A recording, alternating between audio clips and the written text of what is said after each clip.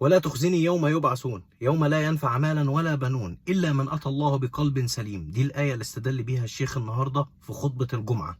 الخطبة كانت عبارة عن بيوعظ الناس وبينبه الناس إن احنا نتقي الله في الدنيا. الدنيا دي مش هناخد منها غير عملنا. النهاردة ارتكبت جريمة بعد صلاة الجمعة. رحت صليت صلاة الجمعة في مسجد من إحدى مساجد التجمع الخامس. حلو الكلام.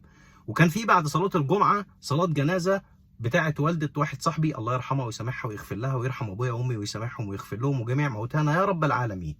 طلعت من الصلاة، الجنازة بتلم العربيات وبنلم بعضينا عشان نروح ندفن. فكان الجو حر جدا، رحت اجيب ازازتين ميه ليا وللي معايا. في طريقي وانا بجيب الميه لقيت كلبين تحت عربية بيلهسوا ميتين من العطش، حرفيا الجو نار. فقلت هعمل حسابهم في ازازة، وخدت علبة بلاستيك من محل العصير ورجعت الجهه الثانيه اللي قدام المسجد، في زي مربع نجيله وفي شجره، حطيت العلبه.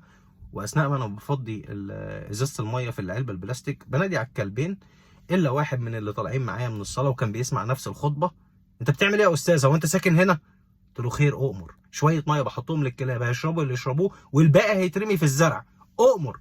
قال الله يبارك لك. لما استحى ولما اتكسف على دمه قال الله يبارك لك. طب هي الله يبارك لك محتاجه انك تسالني انا ساكن هنا ولا لا؟ شويه الميه اللي بحطهم للكلاب، والكلاب في ودانهم علامات، يعني متعقمين او متطعمين، اقسم بالله العظيم ما بكذب عليكم. فاستغربت اللي حصل. المشكله دلوقتي سبحان الله هو سامع معايا الخطبه، يعني ولا هينفعك فلوسك ولا اولادك، مش هينفعك غير عملك.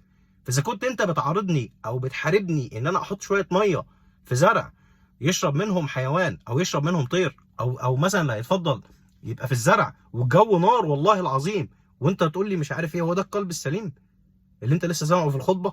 هو ده نتقي الله؟ فالمشكله مش مشكله حيوانات، المشكله مشكله بعض الناس اللي للاسف الشديد نسيت الاخلاق ونسيت الانسانيه اللي جوه قلوبها. الله يهدينا ويهديكم. والله العظيم ما حد هينفع حد، والله ما هينفعك ولا فلوسك ولا عيالك ولا الحرب اللي انت شاننها على الناس اللي بتعمل كده. ده جديد علينا، كل الظواهر دي جديده علينا. انت تحارب الناس عشان بيحط شويه ميه في الحر اللي احنا فيه ده؟ لا حول ولا قوه الا بالله، مش هنقول غير كده. في كام شجره في الجبل تحتهم علبه بلاستيك بحط فيهم ميه، لقيت واحد حاططها الله يبارك له وبزود الميه.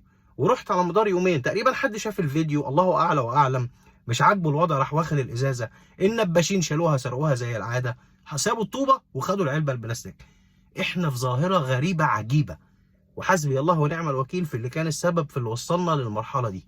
اذا كان على مساله الحيوانات وعدد زياده الحيوانات في شوارعنا، فالدوله كده كده ماشيه بطريقه اخلاقيه انسانيه، تعقيم وتطعيم عشان يسيطروا على اعدادهم عشان نحافظ على الاطفال. فالوضع الصراحه بقى صعب جدا جدا جدا، والله العظيم وصلنا لمرحله صعبه جدا لا يتخيلها عقل.